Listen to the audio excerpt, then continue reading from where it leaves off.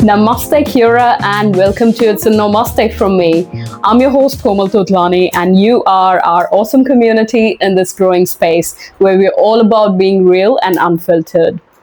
You know, lately I've been thinking that we as a society have started to weaponize therapy talk. And I don't know if it's just me, but it's starting to get a bit exhausting now.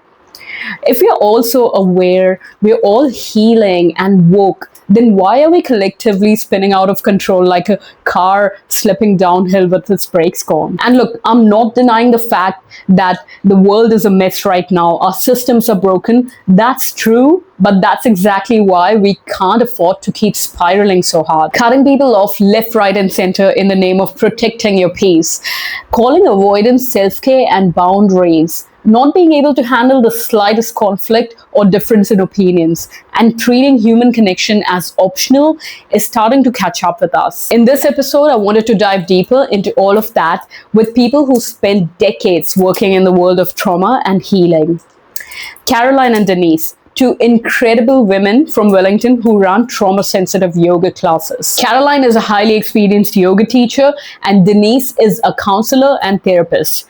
Together, they've created this space that blends movement, mindfulness, and emotional safety to help people reconnect with their bodies and with themselves. We talk about how trauma-sensitive yoga differs from the modern yoga that we often see, and how real yoga was always meant to be trauma-informed. Having spent the last few months in India learning yoga in its purest form, I've seen just how misunderstood it's become in the West, often turned into a physical routine then a path to presence. Trauma-sensitive yoga was life-changing for me.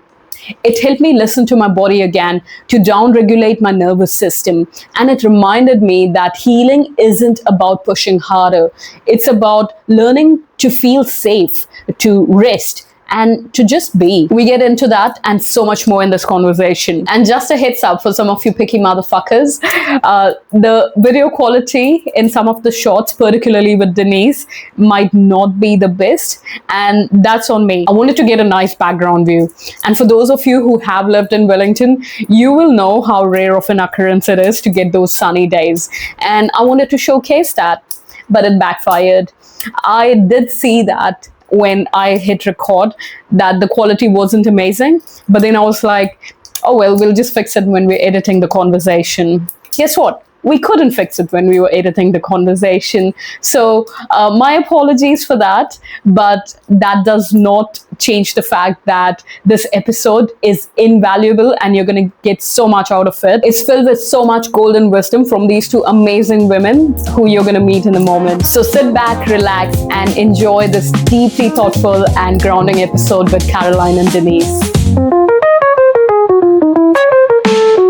Should we just get you both to introduce each other and then we can fill in the gaps as we go? Go for it. Yeah. Who would like to go first?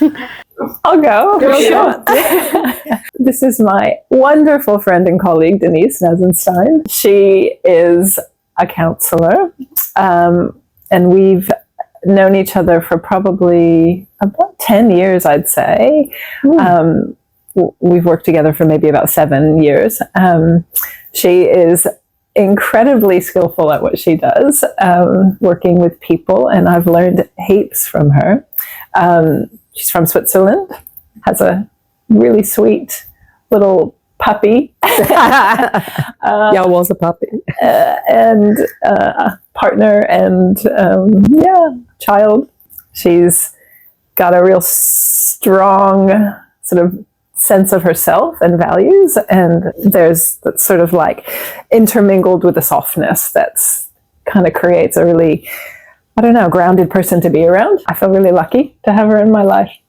I'm gonna get emotional now, but yeah, I've really feel really very lucky because I've learned so much in our work together, and yeah, just about how to turn up and, you know, be your authentic self and have boundaries and sort of the wonderful, interesting world of her brain, which Denise has a very active brain that has amazing ideas pop up, and we get to kind of explore those together a bit and interweave them into the work that we do. I'm receiving that as an overwhelm. I'm going, oh, that's a lot, you know, there's a bit of facts and a little bit of history. And yes, I'm an immigrant. We're actually both immigrants. All three of us are immigrants. Yeah. So,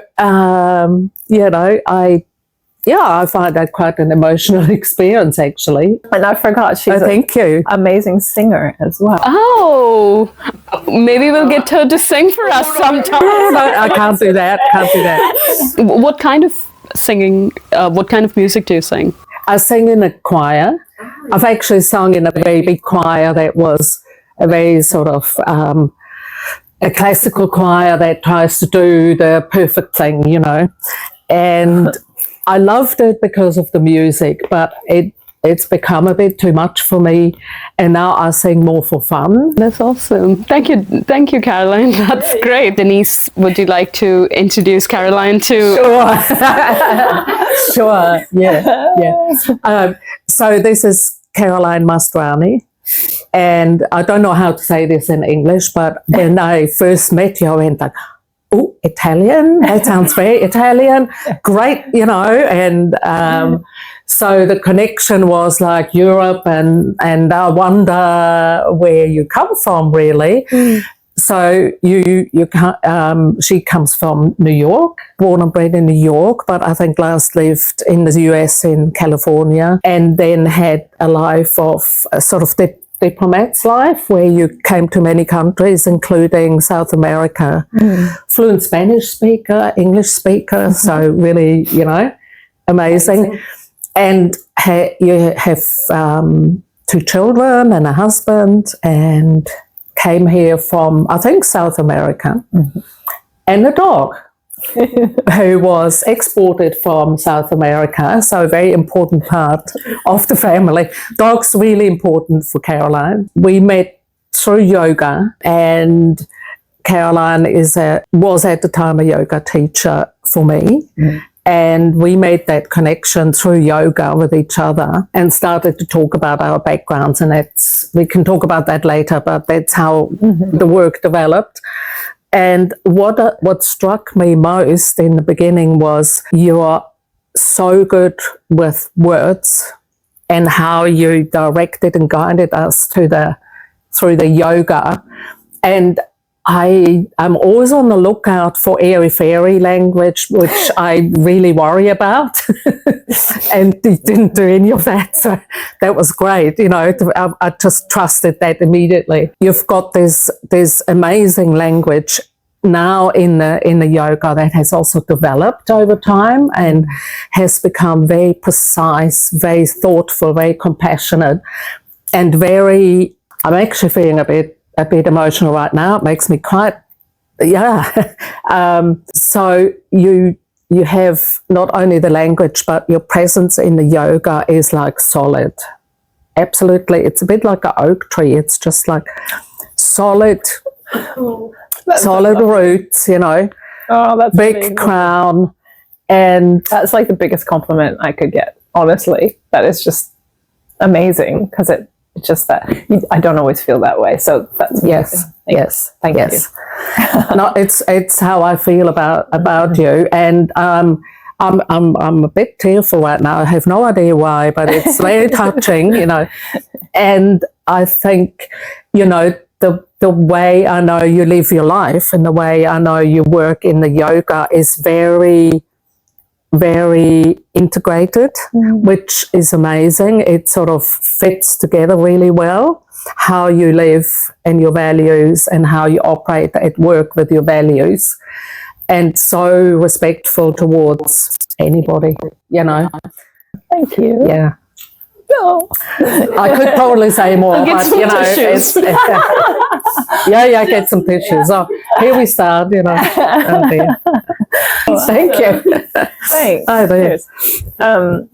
It's happy tears. Yeah, it's very cool that a relationship that started from, me teaching a yoga class at a gym has turned into this. Yes. It's just wonderful. And the yoga is probably one of the cornerstones of that for me now, that keeps me going, because we still have options to develop more, Yeah. And that makes me very happy, because Oh, there always will be, because you always have, Denise always has these, ideas, what she calls brain waves. Yeah. And she'll be like, oh, I've had a brain wave. It's usually at and yoga. that sets us on a new journey, and it's so cool. I mean, sometimes we don't kind of go down that road, but oftentimes we do, and it kind of brings something else up, and let's explore that, and how can we work this into what we're doing, and very grateful for Denise's brain waves. Well, you give me the space, because it often happens when we are meant to do breathing. And because I've got a very jumpy brain, I find it difficult to breathe, and I make a joke about that usually. It's like a bit of torture for me, actually, to sit still and just like breathe and then hope for the best, you know. And in that time, because I've now realized that if the body has to stay still, my brain gets more active. So it goes sideways, and the brain waves happen then. Yeah.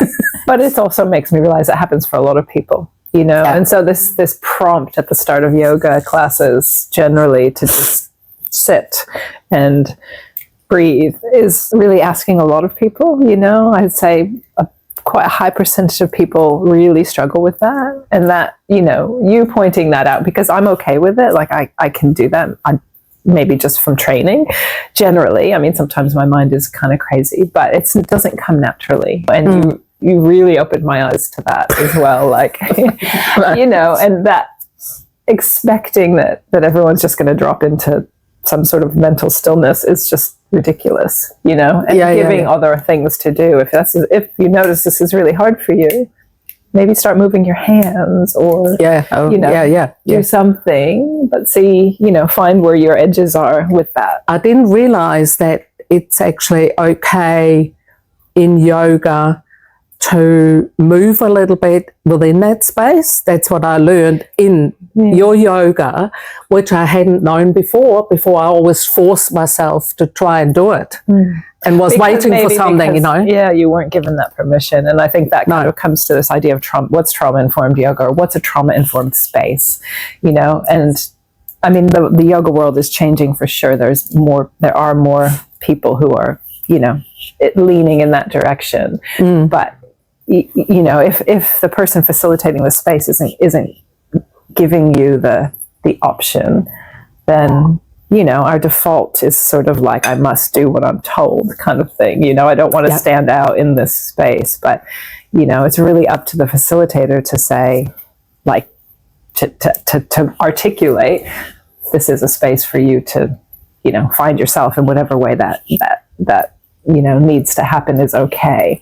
And unfortunately, you know, the yoga world has been slow to catch up with that, or the world in general. I'd say there's heaps of workplaces that aren't safe, psychologically safe spaces to walk into, I would say. So that would indicate to me not a very trauma-informed environment as well. And I don't think trauma has to mean you've had a major big thing in your life. It could be a very small trauma, just a life experience of stress, or, you know, adverse things that happen to you. Yeah.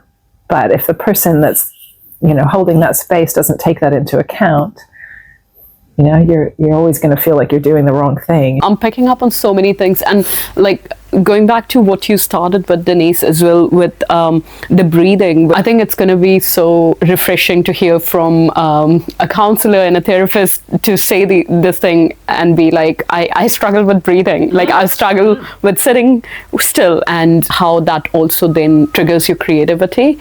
And then ideas come to you at that time. So there are benefits, and also it's hard at the same time. Yes, so, it is. Yes. So that's really great to hear. And the other part I was picking up on as you were talking was, Caroline, your style, as in like before you even knew what trauma sensitive yoga is, that was just naturally your style anyway. So there's two questions I have out of that is, one, why did you naturally not push people so much, and you were like gentler and be like, do what you do? And then also then if you can tell us a little bit about what exactly trauma sensitive yoga is. That's a good question. Why didn't I push? I think perhaps part of that is, there's a couple of things, to be really honest. would be a bit of, who am I? Like, I don't know enough about anatomy to push somebody, you know, and it was a little bit of, if I'm really honest, like doubting myself, because as a yoga teacher, when you're trained, you know, you're trained in adjustments, you know, and we have to learn anatomy, and it's not like the yoga training is long enough to really understand the body, and everyone's body is going to be different and they're going to be holding stuff. But so partially it was me doubting myself, you know, initially, maybe not when I was teaching in that space. And then another part is like, well, I don't really know this person. Why would I put my hands on them? I don't know. It just intuitively, it didn't feel right. And for me, yoga is like a connection to self. So it's about connecting to what's already there, that you're not broken. There's no sort of like, I need to fix myself. It's like underneath all of this stuff that gets kind of clouded over, there's this wholeness that's always there. And that's what yoga is. And I think when you start touching people, and even if your intention is good, there's almost this idea that you know more than that person knows. And I feel like you take away their agency a bit. I can't remember what your other question was. My other question was, what is the difference between yoga as a discipline, how it's taught, and trauma-sensitive yoga? Yeah, I mean, the yoga world is changing. I have to give credit where credit is due. Like, I do feel like there are more trauma-sensitive spaces where people can practice yoga, but I think there's a lot of kind of posturing there as well, where it may be called that, and it isn't actually. And I think this is kind of really boiling it down, but I think trauma-informed is, and I learned this from one of my teachers, is really just people-informed, you know, and understanding that humans turn up to yoga carrying all sorts of life experiences, and just being able to hold a space for that, to that there's an acceptance that, you know, the language you use will impact someone based on what has happened in their life. And so you just need to be sensitive to that, to the fact that, like, you cannot just assume that, you know, telling someone to do this is okay, because you know, they may have been told to do stuff their whole life and they just have no sense of empowerment or agency. I think it's just an acceptance, and that, you know, all of these life experiences are going to walk into a space, and that even if those people don't think they have any trauma, there will be statistically someone in that room that is carrying something you might consider a big T trauma. And if that's just for that one person, you know, you need to create a space where they're not sort of being re-traumatized or triggered left and right. And you know, it's not easy to do, but it's not that hard either. You know, it's just a shift in language. For me, that's what it is. I mean, you know, there could be really specific criteria, like trauma sensitive is an environment of safety. But how do you create safety for everyone? You can't really. So safe enough, and an environment that's more empowering than non-empowering, and an environment that's, you know, full of choice. But there's also this like balance of offering too much choice so people become overwhelmed, you know? So there's this like, it's a question I still work with all the time. It's like, how much is, you know, for example, choice, how many choices are enough choices? And how do you find language that opens that up for people to find their own choice that you're not even offering? Yes. And it's tricky, but it's more of a shift of frame of mind. The language will happen over time, I think. It's just entering that space with the understanding that, like, what's in front of you is a bunch of people with really diverse, interesting, and sometimes really difficult experiences. And so how do you include all of that? It's inclusivity, it's accessibility, it's like, very much. I think one of the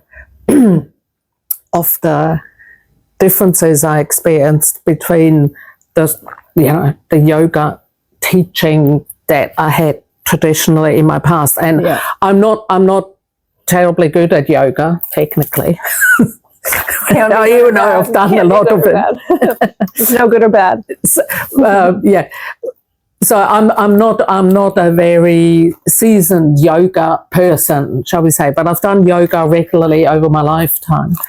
And the thing that stood out for me, even in that very first class with you, where I was a student, there was a bit of an exchange going on. It wasn't the teacher up there teaching us down here, it was more like an exchange of, I don't know, dynamics maybe going on, you know. And I could feel that if we are all a bit slower, you would slow down your pace. So the gears changed all the time depending on who was in front of you. If we had a very energetic day, you crank it up. And that not every teacher did that for me in the past. So I knew that you're very responsive to the people you are teaching. And it's a more equalized scenario rather than you know it all and we have no clue, you know, sort of thing. And I think that is also one thing I see a lot in the yoga, in the trauma-sensitive yoga, where, of course, you would watch what people's responses are, and you're very good at that in that you sometimes even tweak at me and sort of go, is so-and-so all right? In the way you look at them, I can tell that you may be concerned or something, and then I can step in and help out and support them. So that responsiveness between the people are taught and the people and you as a teacher is very strong. That's awesome. I met both of you through trauma sensitive yoga, and when I first came to know about that was through my therapist, and she referred me to both of you, and I didn't know what exactly it is, but I knew that I needed something more, like the next step after talk therapy. What do you do when you have like all this like heavy trauma that you're processing and all that? So that's what she referred me to, and then I came in, and I remember also my first session, as you said, words have a lot of power in that space as well. And you know, you were just saying it's okay, you can do this or that or whatever you feel like, or you know, you can do nothing if you want to do nothing. Just sit there and like you kept like reinforcing that message in different ways, and you gave permission to just do what you can, and if it hurts, stop. You're not stuck, you know, those kind of things. And I remember I cried through the session, and I was like, that just felt so like, I don't know, it was so emotional for me. For the first time, someone gave me the permission verbally, like saying that, and to saying it's okay, just do what you can. You don't have to fight, you don't have to push your body, and especially like when you have that disconnect with your body, you don't listen to the cues. And that was a massive difference that I saw. But even still, like I did those sessions a little while, like not too long ago, but a little while ago. I still that changes your inner voice. The cues that you give, Caroline, have such an impact. That has become my inner voice. Like, you know, when things happen, like practically with trauma, I would generally have an inner voice where I have to push, I have to do this, I have to, like, there's a certain thing that's making me do things in a way. But when that inner voice started changing, and like listening to your voice, it becomes my inner voice, and you're not stuck, it's okay to move, it's okay to do this. It's like, you know, the soft and the calm and caring voice, I still carry that with me. So that has definitely changed me and my life. I did trauma informed yoga, and then I also did miri and both, and yes, talk therapy, but then you need to start getting your body involved at some stage. Like, at least for me that was the case, because you hold a lot in your body. That's amazing. Yeah. It's a really brave thing to do, right? Because, I mean, to reconnect to something that you don't necessarily want to reconnect to really get your body involved is, you know, it sounds like, oh, of course, but like, it's not that easy, right? And it's super brave. And so, like, you know, congratulations, you know, because it is, it's like, but as you say, like, you do have to, right? Your nervous system, like your body is such a part of trauma. You can't not include it, right? And so you found that way in through yoga, through midi, like, awesome. You know, what we're offering in an hour-long yoga class is just a little thing. Yoga is like life, right? Yoga isn't just that time that you spend on your yoga mat. Like, if you study yoga, if you kind of get into the philosophy of yoga. It's a way of living. It's a way of life. And when you can take that stuff off of the yoga mat and you hear that voice outside of the time you're on the yoga mat, that's why you do yoga, right? You don't do yoga. I mean, you do yoga for that time on the mat because it could be really restful and restorative, but you do it for all the other time so that the rest of your life feels manageable, that you have a nice relationship with yourself outside of that hour that you spend on your yoga mat. So that's really cool that shift has, that's something you could take away from it. And I think, unfortunately, the way that yoga was westernized, it was kind of westernized as a fitness, more of a...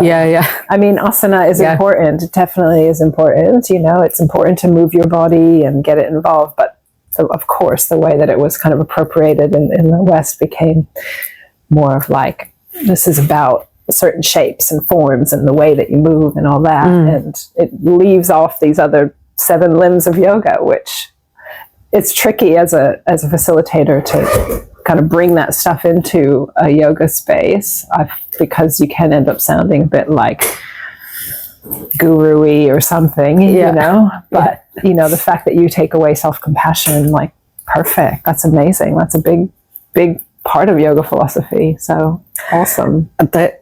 That's the core, and I think what you just described in hearing the voice and then carrying the voice with you into your general life, and in psychological terms, you would call that generalization of a skill or of an intervention or whatever it is, And in this case, I have that too, because sometimes I mention that, when we do the what do you call it? Standing on one leg thing. Tree pose? Tree pose.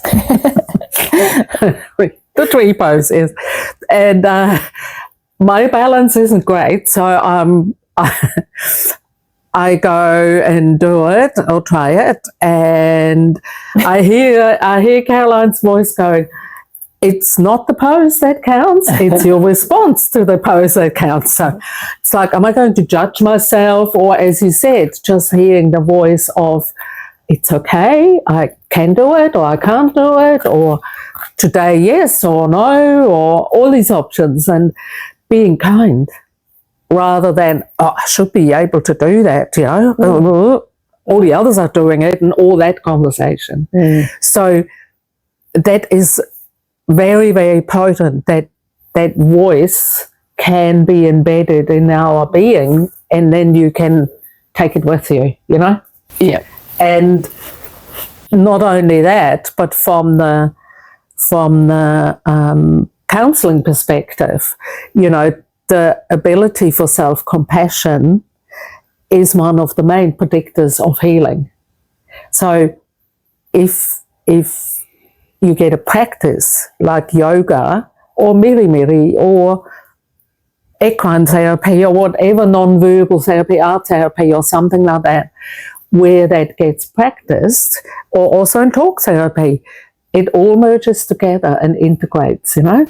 And that's the core thing for me, is like, that's how we started. It's like, we want integration, so where's the yoga? And there was no yoga, so that's how we started, But that bit of the intersection between the talk therapy, our lives, our bodies, and a place where we can come together, that's elementary for me. Things that I'm picking from, like what you're both saying, is it was really interesting how you captured that whole thing in a sentence where you're like, yoga, it's not on your mat, it's actually preparing you for life outside of on that mat. And I totally resonate with that. And then what you said later after that connects really well, is it is holistic around like with healing. It's not just, maybe if I just did trauma yoga straight away, I probably wouldn't be ready for that, or whatever. Like it may not have worked in isolation, but because I had done talk therapy for a while, I did EMDR, and then I did trauma yoga, and then miri, and I meditate, and all of these things prepare you, like, so this is a small practice for an hour, you do your yoga, but then you go out and you carry that with you, right? The next thing I wanted to touch on was you like deal with a lot of sensitive things and trauma. People carry a lot of heavy things in the class or sessions that they come into, and you being the facilitators and the support person, you hold that space for them. It can be very easy to when you're navigating them, that to walk with them and kind of go in the deep with them to find out what's going on and all, right? So how do you not take that emotion on and keep that as a separate experience than yours? Very good question, actually. Whether it's that space or my working space with an individual, it's almost similar scenario in how I where I keep the boundaries, you know. So for me to look after myself, is that what you're asking? Yeah. I mean, I get supervision. Once a month I have peer supervision as well.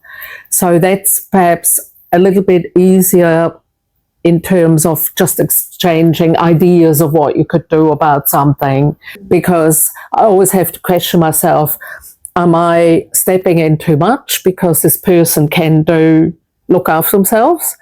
Or do I need to step in because they are not able in this moment? And to find that is quite hard sometimes, particularly when people have dissociation going on, where they are quite distressed but don't show it outside. And to read that correctly is quite hard. I've made mistakes where I've approached someone and they go, no, leave me alone. And I've learned, I suppose I've learned from that it's probably best to approach someone in retrospect, say in the yoga space, to ask them after the yoga and say, would you have liked me to approach you and support you in that moment because I wasn't sure? And actually allowing myself to say I'm not sure, rather than pretend I know what I'm doing and I just go in, you know, because I may have treated somebody as fragile.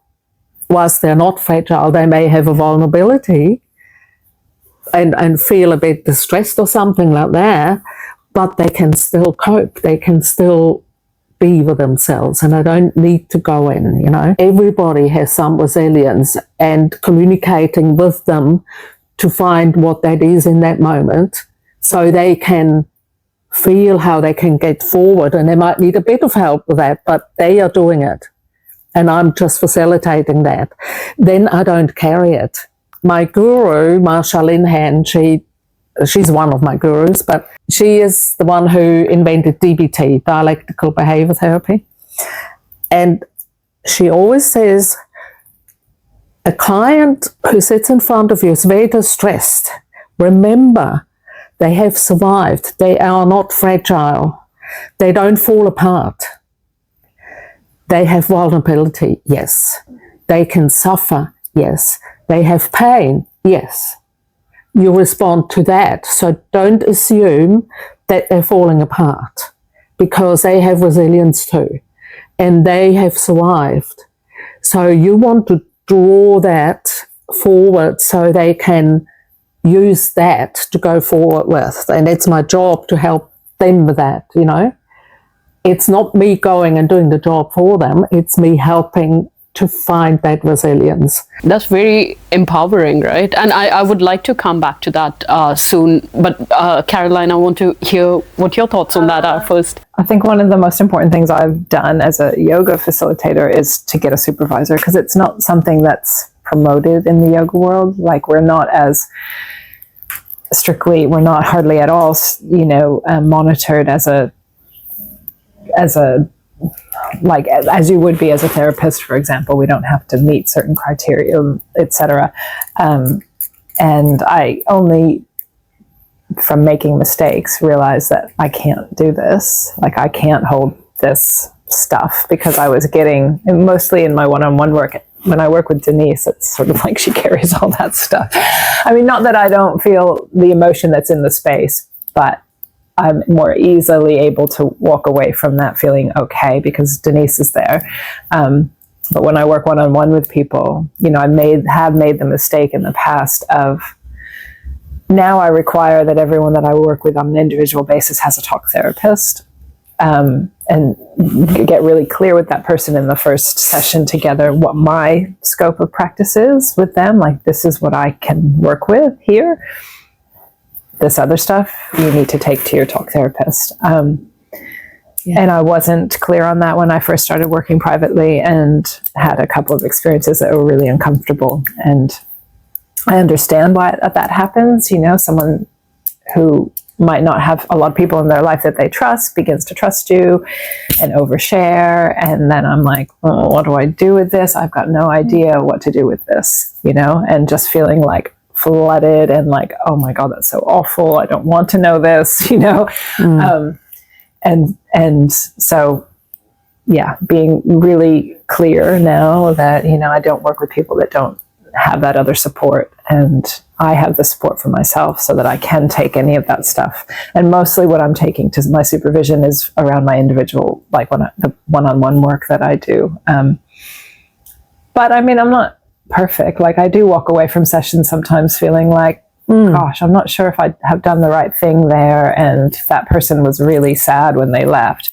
But yeah, I think, you know, I have a real belief in the work that I do as well, and knowing that person, I would never let someone leave a space who wasn't, you know, I wasn't feeling they were safe, and understanding, like Denise said, that person's resilient. Like, they've come to you and they're adding a body element to their therapy. Like, I'm not going to break them, you know, they've got a whole lot of agency and power, and this is a space for messiness to turn up. And, you know, just like, while it might be hard to see a person who's triggered, or, you know, I think mostly I understand that I've created a space so that can happen, so that maybe it doesn't happen when they're at work, for example, or they know what to do if it does happen at work. Like, we're here to deal with this messy stuff. It's a tricky space sometimes, because I am quite an empath, and almost, you know, too far in that direction at times. I definitely have been in the past. I've learned a lot in that space. A lot of the more specific trauma training that I've done, I've kind of come up against that quite a lot. And so creating, again, around boundaries and having my own yoga practice is really important. Like, this, it might be 5 minutes, you know, it might be I just wake up and you know, it's just kind of checking in with myself a lot and really actually noticing what's going on for me, which is why I need to get into the bush most days, because it's super, super grounding for me. It's super like, it's like a deep breath. It's like I come into myself in a different way in nature. And so that's kind of one of the other things. It's really important for me to sort of maintain my self-practices outside, my self-care outside of the work that I do. I guess they're inevitable in the work that you do, but having those practices to look after yourself are so important. And Denise, coming back to what you were saying, I think that's something I really wanted to talk to you and get your insight on, as well as a therapist and counselor, with the current state in the mental health space, as in, like, there's so much more awareness and language that we have, and like it's become part of our daily life that we talk about mental health, and you know, things like trauma and triggers, and is it a trauma response, and we talk about neurodiversity, and you know, we talk about so many things that maybe we didn't 5 years ago. So as great as it is, I also see that, like, it can come with that other side where people may use that if they don't have the right context and understanding. It can be used in a harmful way for people, for themselves or for others as well, and everything can get very pathologized, especially with trauma and triggers and those kind of things. And then people then either put themselves or others in certain boxes and be like, okay, this is a label for you or for me, and like this is how we're going to be as a, group or society or whatever. So a lot of that happens, and what I want to understand from you is that, and there's no good or bad, I know there's pros and cons to everything, but like, what are you noticing, like in the space that you work in, as in, are people getting more like empowered? Like you mentioned Marsha Lilham's approach, and that was so good to hear and empowering, that they're resilient, and you give them that, you're bringing that out in them, and the capacity that they have emotionally to deal with challenges and everything. But then there's this other side where a lot of times people may see that and be like, okay, I am doing that because I have trauma, so like it's disempowering for themselves or for others, and then we only see them or ourselves in a certain light, and then we're not developing our emotional capacity or resilience. We're becoming more and more fragile emotionally. So I really want to understand this from your perspective. What are you seeing in this space? I totally agree with you. It's got two sides, and like having a diagnosis or having a label of some sort, like PTSD or I have trauma, that can be very useful, as you say, because it is a definition. It gives you, sometimes it's very validating for people on a personal level to hear, oh, I didn't make that up in my mind. There is actually, it's not that there's something wrong with me. It's like something happened to me. And that's a very big shift in your mindset, So it can be helpful, absolutely. On the other hand, as you say, if it's used like a weapon to hold against people and using their own vulnerability against them, such as a label, or against themselves as a defense mechanism, that I would challenge myself. If I see that a client would do that or even mentions it and says, well, I need that because I've got trauma. Sure, often there's a kernel of truth, and yet it's not necessarily the way to meet your needs,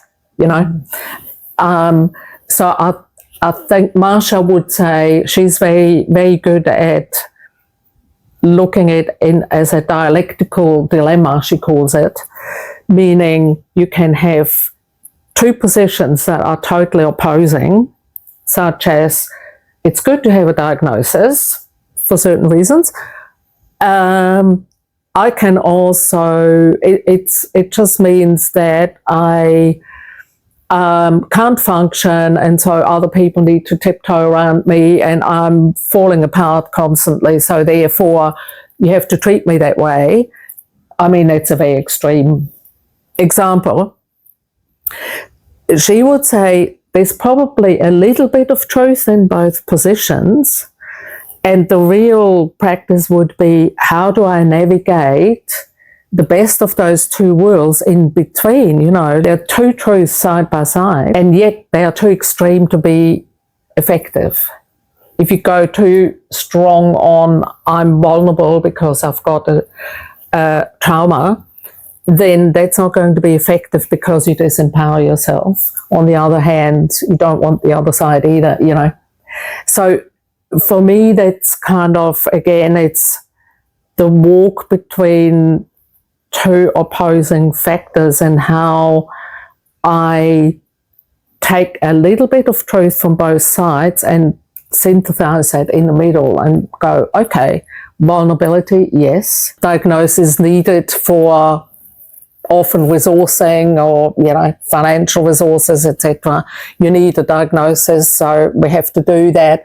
But apart from that, it's maybe not that useful, So running in between those positions rather than saying the extreme is the truth. I also wonder, like, what is that that space in between? Because we have this whole idea of safe space now, like we're like, oh, I don't feel safe with that person, or this is my safe space, and there's a group of like people that we then gravitate towards who we feel safe with, but is that the group that gives us that constant validation where we're like, yeah, you're right, like you're right in feeling vulnerable, or even like using it as a defense mechanism sometimes, or coping mechanism? There's reasons that people do that, I understand.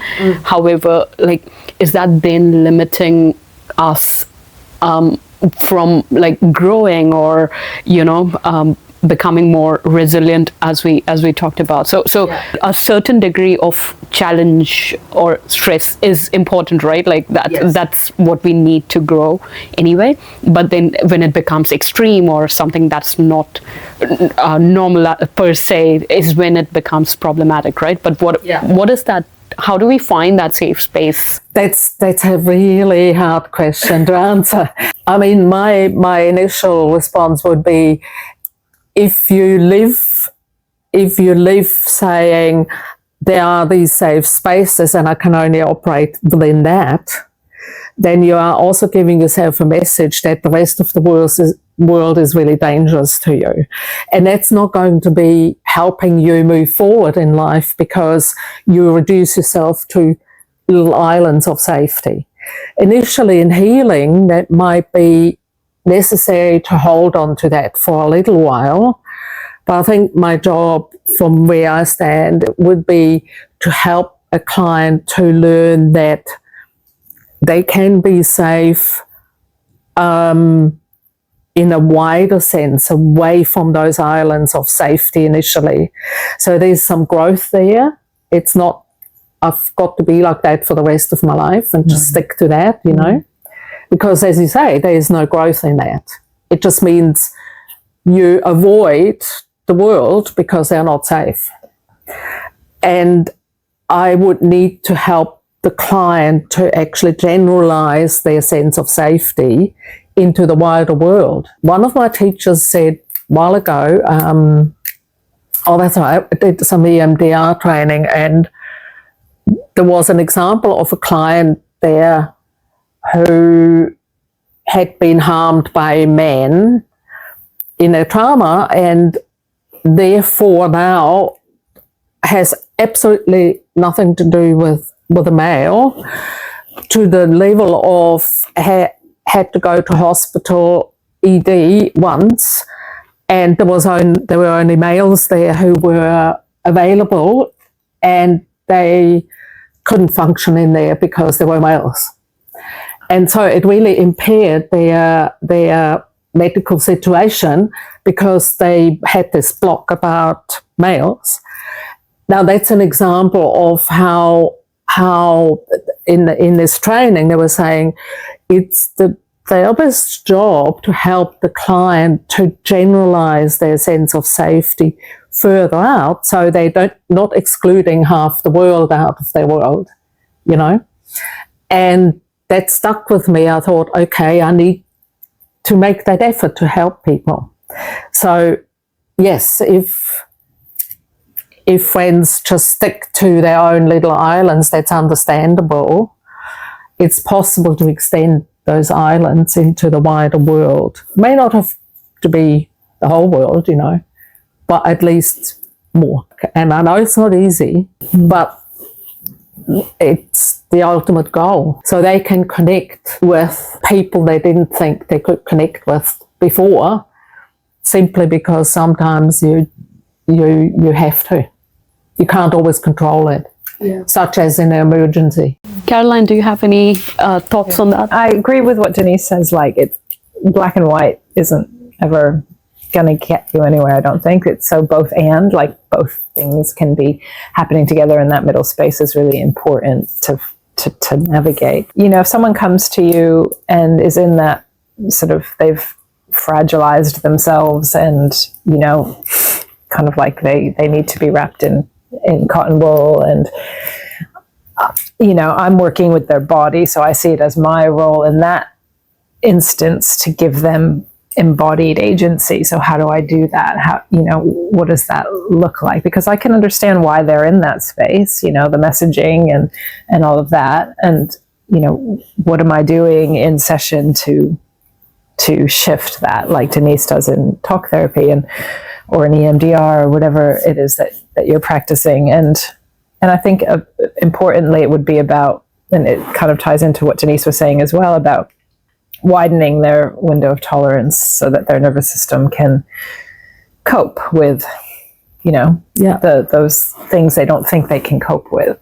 But again, this is something I learned from Denise as well, is like, that person came to you, that took like a massive amount of courage, and they are not broken or fragile. Like, they might be a bit vulnerable in this moment, but it's kind of trusting that they've got what it takes internally. Yes. And one of the things I do, it comes from a practice called somatic experiencing, is I'll work, if someone is in that space, kind of work with them to figure out what their resources are, like the things that give them, the strength and the things they can call on. And it might be an internal virtue or something like that, or something they believe about themselves, but it might be something external, a partner or nature, or whatever it is. And just make sure they always have that, they sort of hold on to that, so that then in these moments when they're feeling like super fragile, they don't have anything, and the world's gonna just like, just that reminder. But in what I'm doing, it has to be from a body perspective. So yes, we bring in the mind, and they have to call to mind these things, but okay, you called that to mind, and what does that feel like? And how do you know that, what is it about that resource, and how does it make you feel, so that you can keep calling on that? And that's what ends up kind of, I feel like, widening their tolerance, or at least increasing their flexibility, the ability to kind of ride life's challenges, and like, your nervous system is going to spike, and that's really normal, but how do they use their resources and their skills to bring it back into whatever their current window of tolerance is, and when it dips down below, what can they do to bring it back up? But it's a really great point, and I think it happens in the yoga world as well, like, the proliferation of trauma-informed yoga trainings and stuff now. I mean, while I would never poo-poo it, because I think it's important that we have more spaces like that, I do think it's been monetized in a way that's just disgusting. And I can think of specific examples, which I won't talk about or name names, but like making a buck out of the idea of I'm going to include trauma or mental health in my yoga training, even if I'm not trained to do that, because it brings me more students, because it's sort of a sexy word at the moment. And what do you think, like, is the role of then media and social media, and like, in that, because with the spike in AI and social media and technology and all of that, this information is so easily available, and there are influencers per se who talk about things like these like yoga and trauma and healing and therapy, and like it's all become like this whole romanticized idea of my healing journey or my spiritual journey, like, so there's all of these things, and there are people who have so much influence online, like big names, and they talk about topics like these, and they don't have a qualification. So as a therapist and counselor, like, what is your take on that? It's so tricky, that. I mean, I don't know all that much about social media, because I try to avoid those type of influences. But I know from clients who talk to me about it, and or people come and say, there's that psychologist in Seattle who says that's how you should do it when that happens, and what do you think? So I know they go online and get these ideas from somewhere, and sometimes it's helpful, to be honest, because they've already processed a little bit of information because they watched something. And sometimes it's like, oh, I just wanted to do a bit of EMDR so I can fix my life. And I go, yes. That is not the expectation I can help you with, you know. It's very hard to respond to that for me, because the expectation is unlimited and I can't do it all, obviously. So, yeah, so we have to talk about reality and how it actually works, you know. So it's not, sometimes it can be helpful. Often it's expectation-wise, it reinforces that people are helpless to a degree and can remain in that space, which is not helpful reinforcement. Sometimes it does not. So it really has two sides, but it's a bit tricky for me. Yeah, it's a dangerous place to get information from, right? Well, it's just so away from the reality of what we do, you know. Sometimes it takes a little bit of work with somebody, and I just discharged someone after many years of work and anything in between, you know. So it's just unpredictable on how long my work is with a client, and it has to be individualized. So even if social media says go and do that, that may not work like that.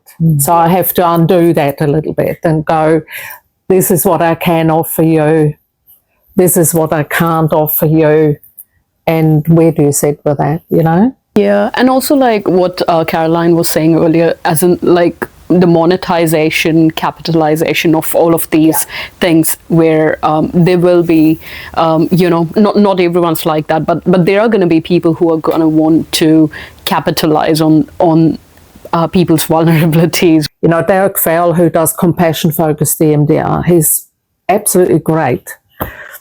And he says, you know, as a therapist, you've got to think about your ethical dilemma of, I'm making a living out of people suffering. That's a brutal way of saying it, but it's actually true, you know. And so you need to think about how you navigate that within your value system, whether you're going to take what you can or not. And there's no right or wrong way, but you've got to think about that. Sure, I need to survive too and buy food. At the same time, I didn't choose this career or profession to become a millionaire, you know. There's, again, somewhere in between. So how I navigate that is just my own way of doing it. But you need to think about that as a therapist, because I see people who suffer so much and then they pay me some money and I'm going, well, you know. Caroline, do you have anything you want to share or add to that?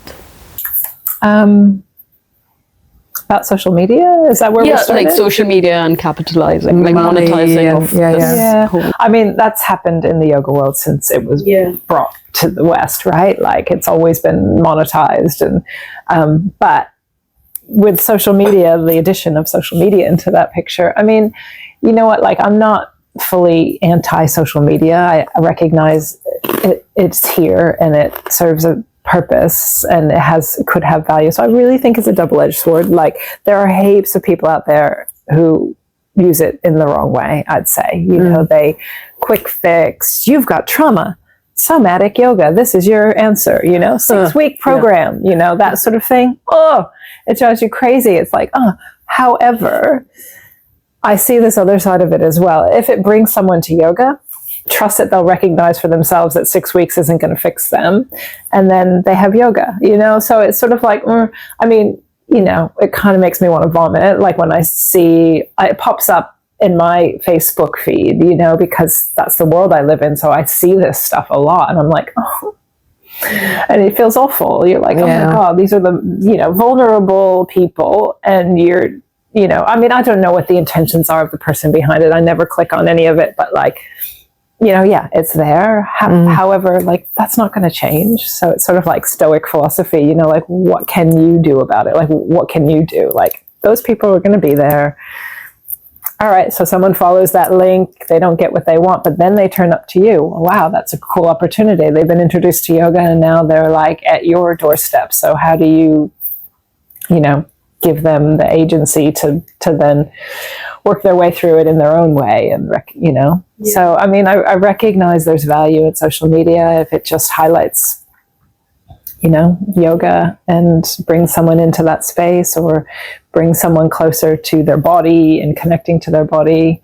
In the work that I do privately is where I have to kind of like, okay, someone pays this much for talk therapy, what's yoga worth? And it is a weird space to be in. It's like, it almost feels like I shouldn't be charging them, This is something I've talked a lot with my supervisor about as well. It's like you say, like, they've come to you in a very kind of raw place and you're just taking their money as they walk away. Yeah, I know, like, when you boil it down to that, it's like, but that's what most transactions in life are. I mean, it's not, you're not necessarily showing up with suffering, but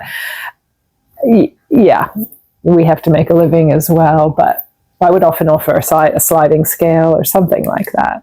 Yeah, and I think like with what you're saying, Caroline, like this other side that you're bringing into perspective is that yes, there is all that stuff, but then they might it might track them along to you, which is also good to hear, and a bit more sort of positive perspective on that is.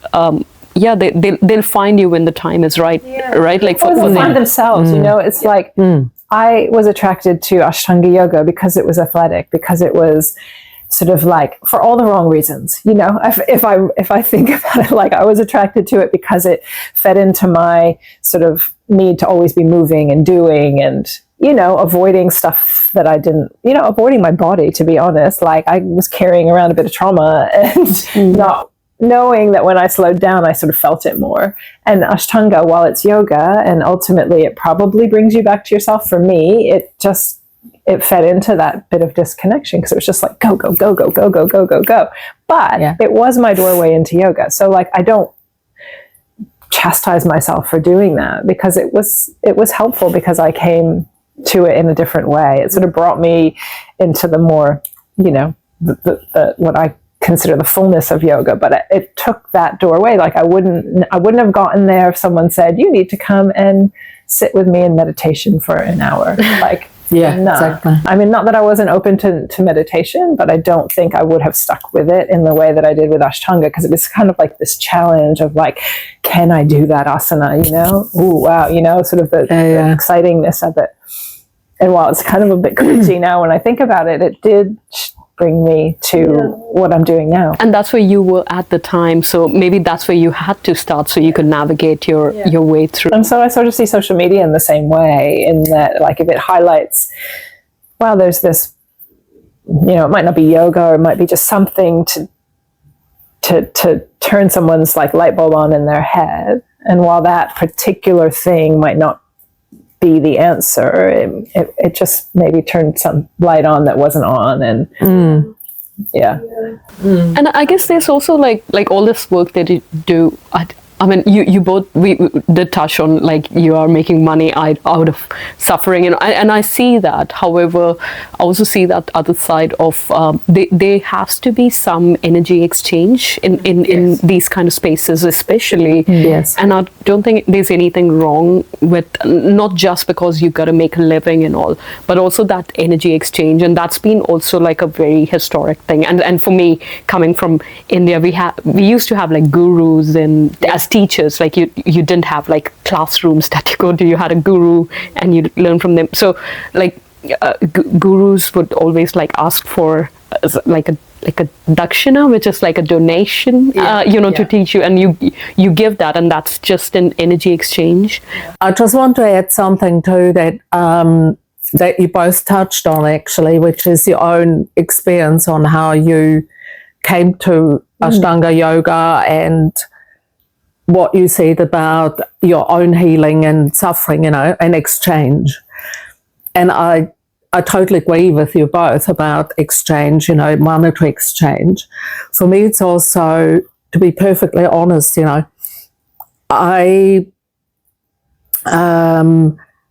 if I hadn't had therapy when I was about 27, 28, because I had PTSD then, I didn't know that then, but that's what you would call it now. So again, the label there didn't even exist, But I had these symptoms, and my best friend said, "Oh, go and see Miss Stein."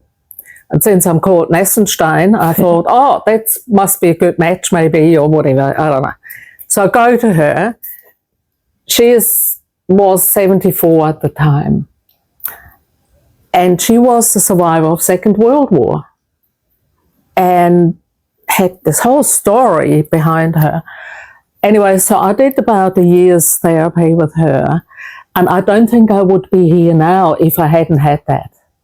If she had been a therapist that had put me off or did something I didn't like, or I don't know, any of such things, I probably wouldn't have engaged with her and had a good experience with it and had less symptoms from it, and then came to New Zealand and started again. So to me, my own healing there and ongoingly is a parallel to what I do in my work. It's not disconnected. It's very interlinked. Maybe not on a conscious level, but definitely it's like, I know a lot of people have suffered more than myself, absolutely, and still do. At the same time, I know a little bit about suffering as well, or experienced suffering as well, as everybody else has. And that to me means that I know how important it is to get a little bit of help sometimes when you need it, And that's probably why I ended up in this work. So it's not, it's an exchange from that level as well, is really what I mean. Yeah. Thank you for sharing that. Yeah. So the next thing I want to check with you is, Caroline, you used to do these poems at the end of each session. Yeah. And I used to love them, and they were so deep and meaningful. Oh, cool. I'm glad, because I know that poetry isn't for everybody. It's for me. I love it. But I just, I was wondering if you have anything for us today. I brought a few that are resonating just for me at the moment. But you may have heard this one, because it's one that I have shared in the past, but I think it relates a bit to what we talked about today.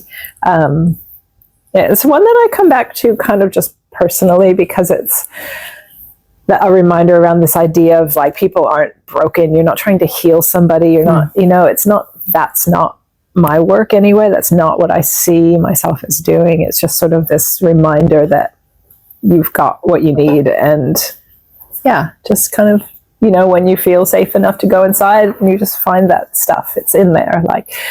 And it's called The Unbroken. Do you want me to read it? Yes, please. The poet is Roshani Rea, and it goes like this. There is a brokenness out of which comes the unbroken, a shatteredness out of which blooms the unshatterable. There is a sorrow beyond all grief which leads to joy, and a fragility out of whose depths emerges strength. There is a hollow space, too vast for words, through which we pass with each loss, out of whose darkness we are sanctioned into being. There is a cry deeper than all sound, whose serrated edges cut the heart as we break open to the place inside which is unbreakable and whole, while learning to sing. That last bit reminds me of Denise. So,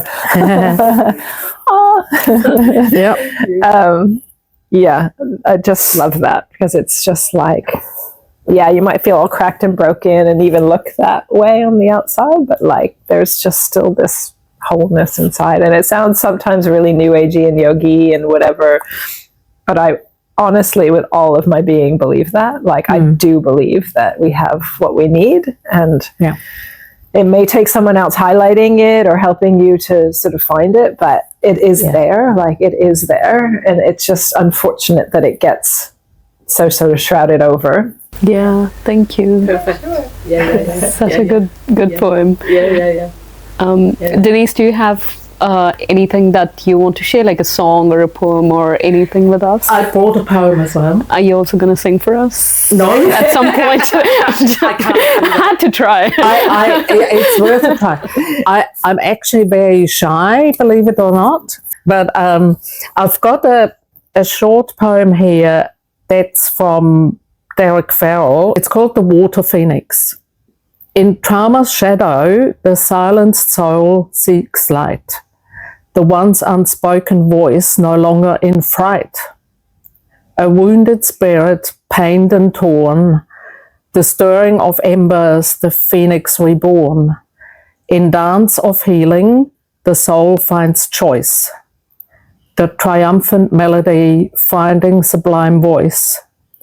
This voice no longer bound in shame or fear, instead, now spoken, empowered and clear.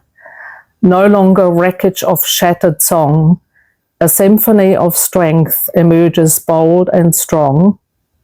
Reinvention at heart, with courage and empathy, the compassionate candor of kindness be.